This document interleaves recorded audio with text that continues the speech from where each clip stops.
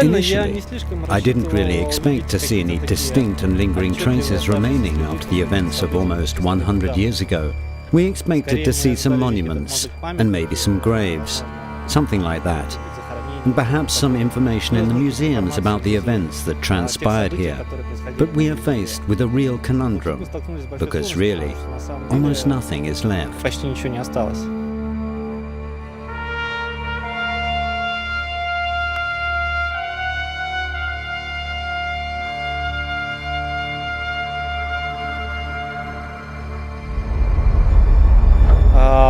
In the cemeteries, I think we've discovered a kind of visual symbol.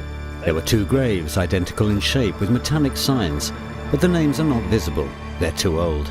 On one there's a cross and on the other a star, and here they stand side by side. It's likely they are husband and wife. And this combination of a cross and a star, I don't know if it sounds scary, but here death united all sides, religious and secular, and that's what you sense here. Great-grandparents and grandparents didn't really like talking about it.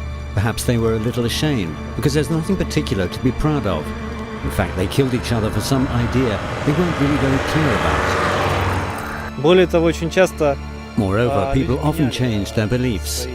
They looked at the actions of some, were attracted to them, but then saw them committing atrocities, and so came back to either the communist or the Tsarist side, the red or the white. That's how it happened. If we talk about the people who lived here, they had a strong enough agricultural economy. In general, to be honest, I don't think they were particularly bothered about who was in power, whether communists or Tsarists. They just wanted to live in peace. And the land was rich enough, so the people had something to lose. And so in such a situation, where they had to act willy-nilly, you couldn't do just nothing.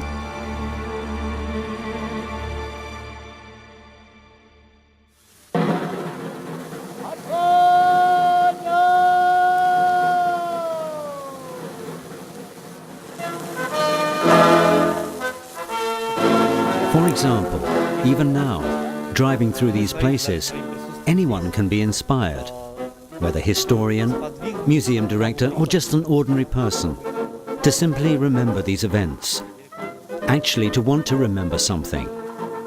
There were cases when we arrived at some place, when we talked to people, and later they called us and said, "We found more and more there, and even this is here."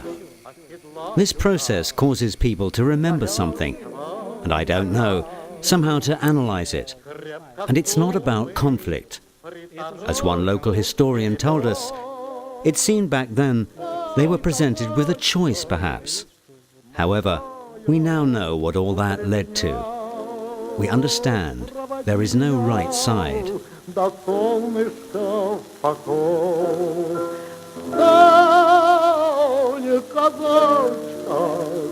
Молодая плетня, проводи меня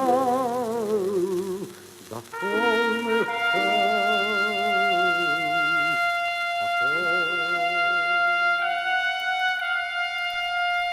Of course, at the exhibition we won't be able to show any documentary facts, because those basically didn't survive, or are to all intent and purpose lost.